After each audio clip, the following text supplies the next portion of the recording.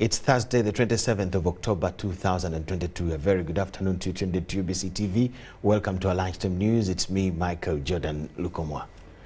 President Yoweri Kaguta Museveni has encouraged the European community to tap into the Ugandan investment climate to benefit from the wide African market. Museveni, who promises European investors similar terms as with other investors, wants Europe to tap into Africa's growing population growth as a potential market. I have been to forums where the PS... From turning jackfruit into meat. When mixed with spices and sauces, it is able to create a very good meat alternative. To modern tuberculosis screening. It's a disease that we have no longer have across the EU, but as a company, we've been active in this field since the 1950s already. As well as battery manufacturing. We will now start the mass manufacturing of lithium-ion battery packs here in Uganda. These were some of the testimonies from European-backed investments in Uganda. They were part of the ongoing Uganda and European Union Business Forum at Speak Resort Munyonyo in Kampala.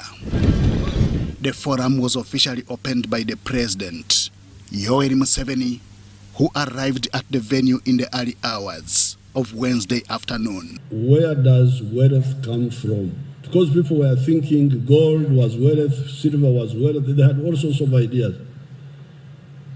But Adam Smith came and said, no, wealth comes from the production of a good or a service, and you specialize in it, and you produce it and you sell it to others. You exchange. Private sector, specialization, and exchange of goods and services. Museveni, who recounted cultural and Christian linkages with Europe, spoke against repeating colonial mistakes at the expense of Africa and Uganda's development. Also geographically, Europe is very near Africa. It is therefore a mistake by the European strategists not to see this. Because with the emergence of the middle class, it became clear some of the thinkers like Adam Smith and Maynard Keynes, they helped us, all of us, to clarify, to answer some of the questions. With Africa's growing population and European Union coming on board to invest in Uganda, Museveni is optimistic. For the first time, the population of Africa is overtaking the population of China and the population of India, and it will be 2.5 billion in the next 30 years. So therefore, really for the European companies and governments and political groups and think tanks, if they are there, this is the moment. Africa is easier for you.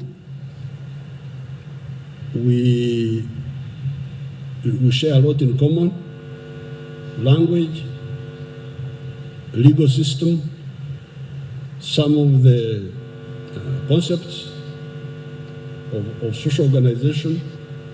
It should really be much easier for you to work with us. Earlier, State Minister for Investment and Privatization, Evelyn Anite, welcomed the newly deployed EU ambassador to Uganda. They both agreed on the need to work together for economic progress. About 284 million population of people in the East African market. COMESA, we're talking about 560 million, and we're talking about 1.3 billion people. that is a readily available market, that if you decide to invest in Uganda, that will be a ready market for you. I'm convinced that there is still a lot we can do to foster trade and investment between Uganda and Europe.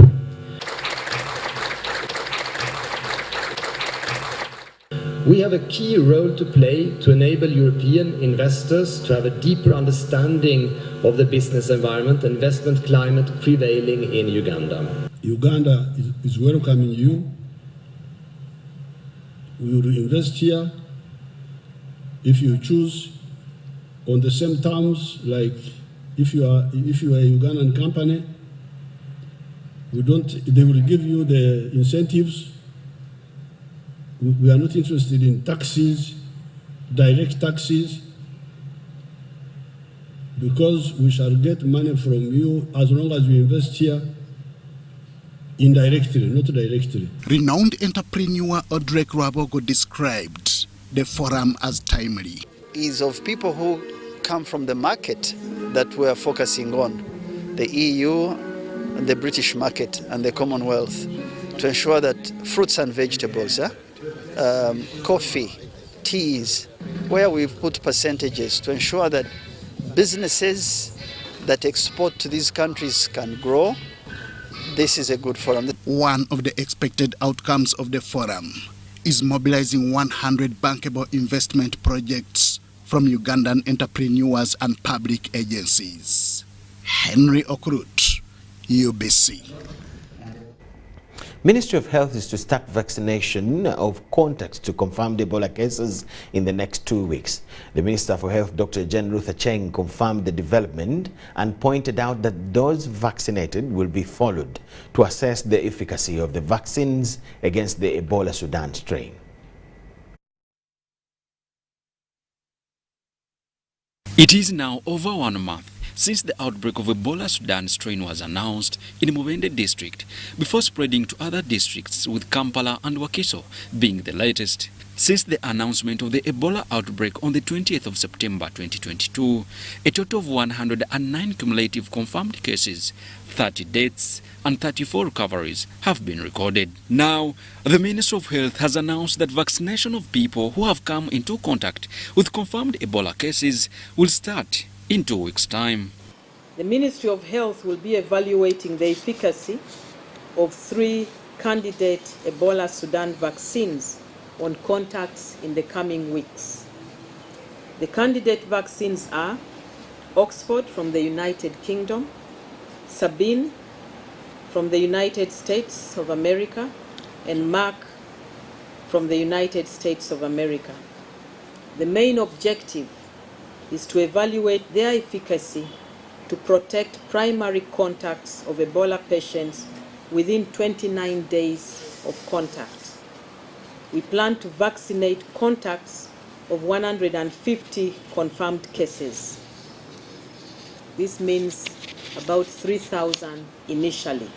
The first category would be the contacts in which we can follow immediately. So the answer for those who have already been contacts, maybe we will not be in time to give them this vaccine where it will be useful. The other categories is looking at the risks. We will see whether we need to also include frontline health workers to be protected as well. With confirmed cases in Kampala and Wakiso, the Ministry of Health is setting up other treatment facilities. In Kampala metropolitan area, we have 2 permanent treatment facilities in Mulago National Referral Hospital and Entebbe Municipality. The Mulago Ebola Treatment Facility is a 120-bed facility that is co-located but separate from Mulago National Referral Hospital. This facility is currently housing the 55 quarantine contacts from Kampala and Wakiso. They will be evacuated this week to create room for admission of both suspected and confirmed cases. There are other trial treatments being used on Ebola patients, and according to Minister of Health, positive results are being yielded. There is no known treatment for Sudan Ebola virus. Currently, there are a number of promising treatment options that the Ministry of Health is using under trial, including monoclonal antibodies and repurposed drugs like remdesivir, donated by the US government. However, the doses available are still very few. So far, 13 patients have received these trial drugs with relatively good outcomes. The epicenter of the epidemic remains Mubende and Kasanda districts, and the government has put in place a number of measures to control the spread of the disease, noting intense risk communication to sensitize the communities about Ebola virus disease, its cause, presentation, and prevention. Currently, there are 45 active cases of Ebola, and the population is highly encouraged to observe prevention and control measures. Joshua Kagoro, Adia Nakoti, UBC News. With a few days for Parliament to resume business, stringent guidelines have been put in place for operation amidst alarming threats of Ebola. According to the leadership that Parliament, that has been part of the business committee that sat at Parliament, it has been resolved to slash down the number of members of legislators to attend plenary sittings to only 100 legislators per plenary sitting. With Parliament set to resume sittings on 1st November amidst threats of Ebola, the leadership of Parliament and the Ministry of Health has advised decongestion of Parliament as some of the measures to avoid contracting Ebola. It was just paramount because I raised it because I saw that we are going to start Parliament, and Parliament is for all members of the whole country. So when people come from different parts, it creates more risk. So that's why the Speaker proposes that we are going to reduce on the number of members that are going to sit. Now we are going to agree how many will actually come to Parliament. This was decided during Parliament's Business Committee meeting, where majority agreed to the decision of cutting down numbers of people who enter Parliament on a daily basis. But I'm sure there will be official communication from the leadership of the House on how we are going to proceed next week and how we are going to carry out our business. Of course, it will not be business as usual. Therefore, it may also affect how we process this work, how many witnesses are invited to Parliament, how many visitors are allowed into Parliament. So we can only wait for the leadership of Parliament to give us standard operating procedures. According to some of the legislators that sit on the committee, the number of MPs who attend plenary will be limited to only 100 per plenary sitting. The numbers have been cut that will be operating under similar regulations. For example, will not be exceeding 100 or 120 as it used to be before. So we have also been called upon to ensure that we expedite pending businesses before our respective committees. Some legislators say the measures are like those of COVID-19 and they are likely to affect business at Parliament. But they are also optimistic, however, that this is the only way they could avoid the spread of Ebola. With several political analysts continuing to put Parliament on spot for unclear business transactions on behalf of the country, several legislators say most of the resolutions that have not been handled are going to be prioritized. We as opposition, we are ready with the possible alternatives. And among the business that was pending, there are such bills which are private members' bills that will also find space on the order paper. The other issue was timelines, the various timelines, and there's a lot of work for members of Parliament to process these bills and reports at the same time. Shamim Naiga and Gloria Gutabinji, Parliament. 5 districts are to be excluded in the upcoming second national house-to-house polio campaign due to the outbreak of the deadly Ebola virus. The districts include Kampala, Mukono, Wakiso, Mubende and Kasanda. This was revealed by the Minister for Health, Dr. Jane Ruth Acheng, during the launch and celebration of World Polio Day. Under the theme, A Healthier Future for Mothers and Children, Keep Uganda Polio-Free, the event was held at Golf Course Hotel in Kampala.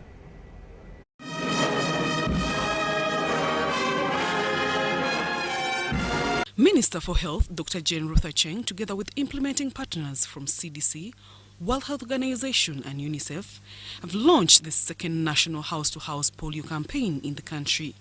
The second round of the mass oral polio vaccination campaigns will run from the 4th to the 11th of November 2022, with the main focus for children below 5 years, estimated at 8.7 million children countrywide. During the launch, the minister disclosed that due to the outbreak of Ebola and COVID-19 in the country, 5 districts will be excluded in the door-to-door polio vaccination campaign. Campaign for polio will take place in all districts of Uganda except Kampala City, Wakiso, Mukono, Mubende, and Kasanda. These will be given another date when they can carry out the mass vaccination campaign. I call upon all parents, guardians, partners, local governments to rally behind all the efforts necessary to ensure that every child is reached.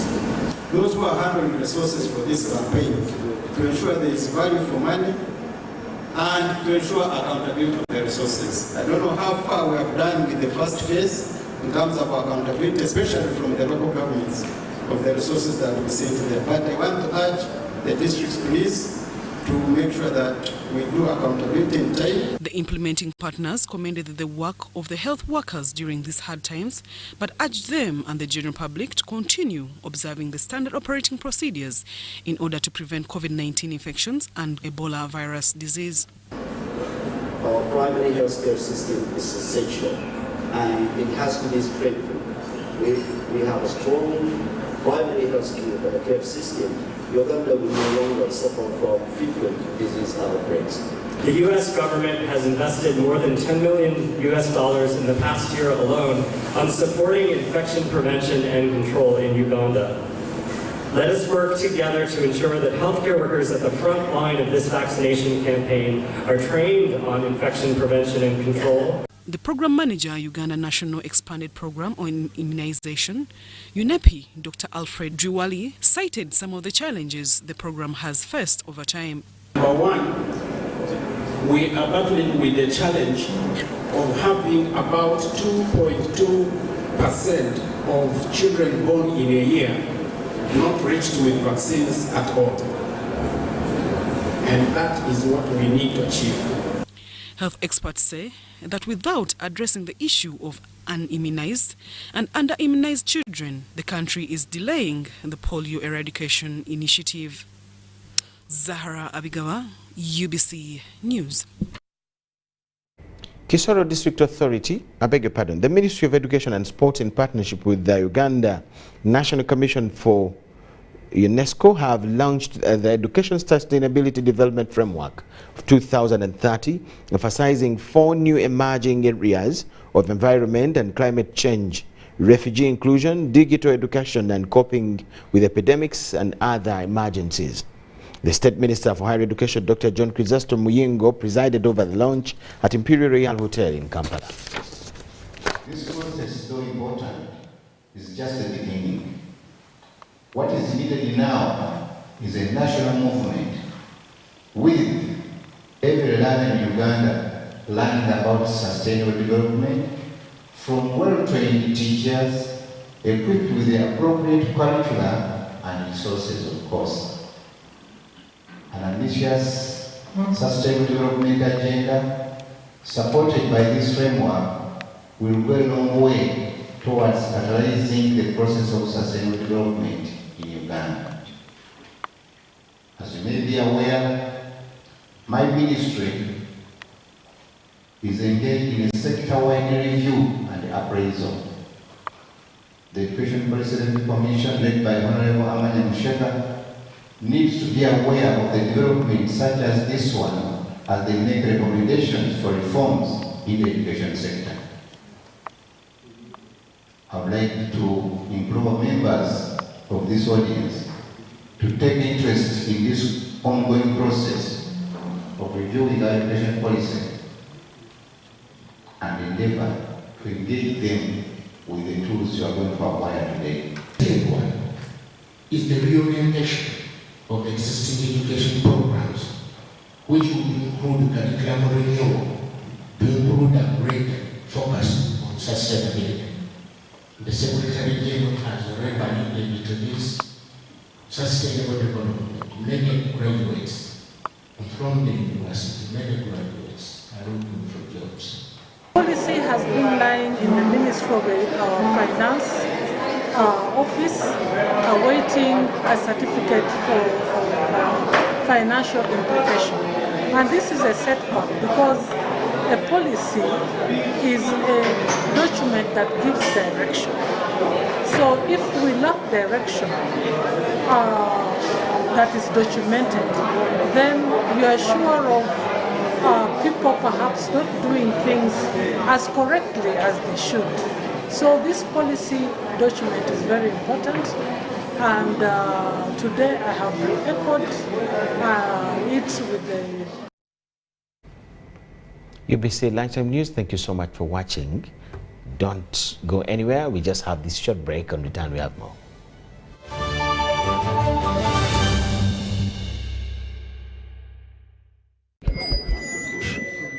So, I'm here to announce that the MTN Kampala Marathon is back. And this year, we are running for babies. To be clear, I am not talking about a baby.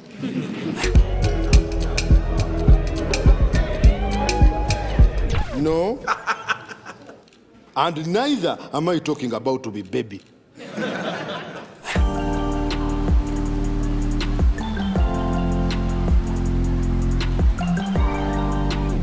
I am talking about these small dollars. Run for babies in the MTN Kampala Marathon on Sunday, 20th November 2022. Dial *165 *77 hash or use the Momo app to register. Welcome to Friends Stadium. Everybody's ready. Wait a second, not everybody. Come on, dude, it's the FIFA World Cup. You're going to lose your seat, the ritual seat, the lucky one. Losing more than a seat, your team is going to lose. Where are you, dude? The match is about to start. Your friends won't hold on much longer. Excuse me. Finally, everything is in the right place. Hey, other hand. And you, do you have everything you need to believe?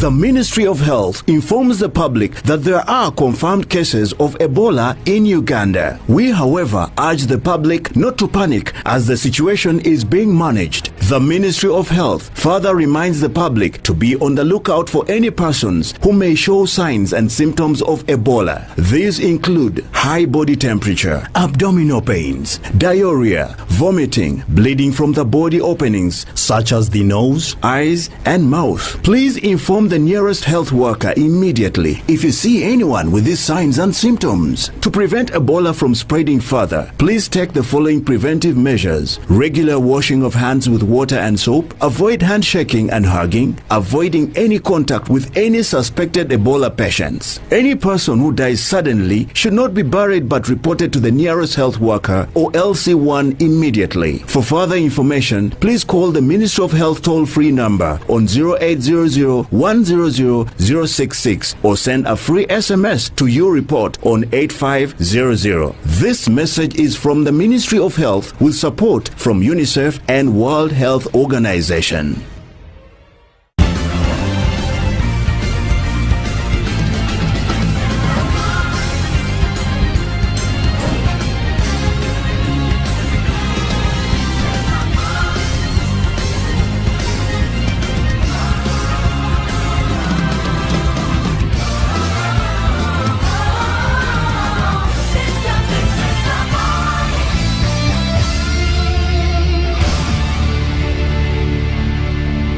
Tales of Kasozi, brought to you by Uganda Communications Commission. Hello, this is Kasozi. How can I help you? Congratulations. Oh, one good day. Good day? But I haven't entered any competition. Owadechi, since you use your phone every day, we have randomly selected you as one of our loyal customers, and you have won a brand new pickup. Hey, so how do I get this pickup? The pickup is in Namave. All we have to do is quickly bring it to you. You know, we are delivering many of them. So, just send us 100k for fuel via mobile money and we'll bring it to you. But Chief, I'm in no hurry to receive it. Namambe is just here. Keep it at your warehouse, give me directions and I will get time to pick it up. Vow nawe. If you don't have money, just say. Tonfera. Never send money to strangers. Winners of competitions are contacted through official channels and are never asked to pay for anything. Stay tuned for what Kasozi does next. Tonfera. Refrain from unnecessary engagements with strangers over the phone. This message is powered by UCC, MTN, Airtel, Bank of Uganda, and NPSP Association. MTN joins the people of Keralur to celebrate the 12th coronation anniversary of the King of Keralur, His Royal Majesty Ubim Philip Rauni III, in October. At MTN, we believe that we only succeed if the communities in which we operate succeed.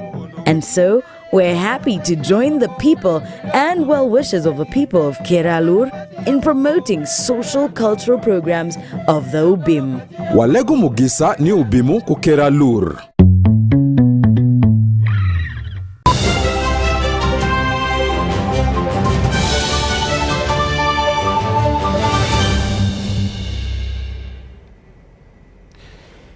Ivan Kahwa reports from Kasese district that over 30 members of FDC joined the NRM due to disunity within the opposition party. Minister of State for ICT Godfrey Kabyanga received the members and urged them to support the NRM regain its leadership in Kasese.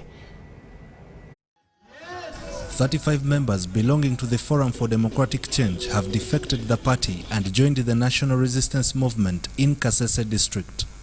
These argue that a divided opposition can no longer guarantee their participation in the politics of the area. We now see with clarity future in the NRM agenda. NRM government has ushered in Uganda peace, stability, rule of law, and socio-economic transformation, and this is the foundation Uganda is built on. The members were received by State Minister for ICT, Godfrey Kabyanga, who emphasized the need for unity and reclaim Kasese, which is in the hands of the opposition. Because now we have lost the MPship twice, we don't want to lose it the third time. But obviously we still have some sub-counties where we have NRM chairmen.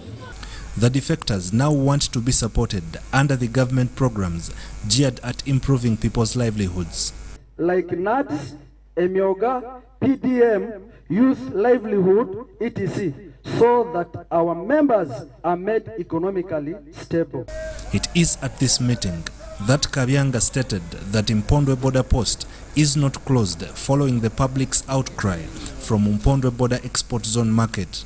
Sente timuli abantu bajjanga babuzabuzamu kulambula katale okuyitayitamu naye teri sente kubandese bano babatuwa nnyo sente abakongomani bebatuwa nnyo sente ate n'essaawa zino bajja eno era babajjako sente bagula nnyo bulungi. Here business was free movement of goods and people and services and people.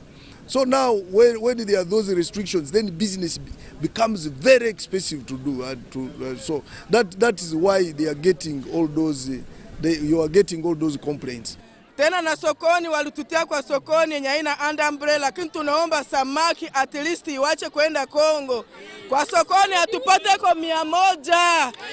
I am going to discuss it with the Minister of Foreign Affairs and the Minister of Trade, and if possible the ambassador, Ugandan ambassador to DR Congo, so that protocol between Uganda and Congo of allowing people free movement within the radius of 25 kilometers, it should be operationalized. Ivan Kahwa, UBC News in Kasese district.